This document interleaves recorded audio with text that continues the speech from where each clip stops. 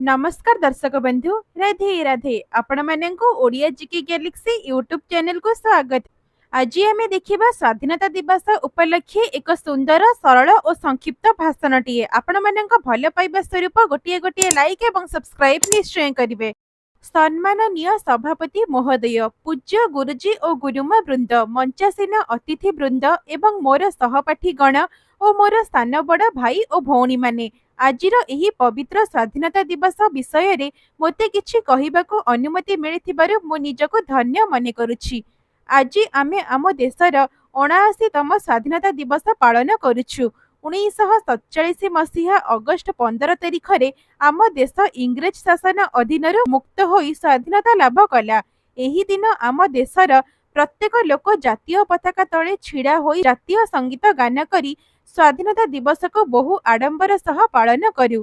दीर्घ 200 वर्ष धरी आम देश को शासन करिथिबा इंग्रेज मानक कबलरू मुक्त करिथिबा स्वाधीनता संग्रामी मानकर प्रशंसा जेते कले भी अत्युक्त हेब नाही।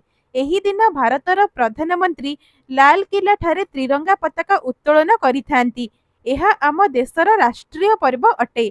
एही दिन आमे आमर स्वाधीनता संग्रामी मानक मने पकाई थाउ।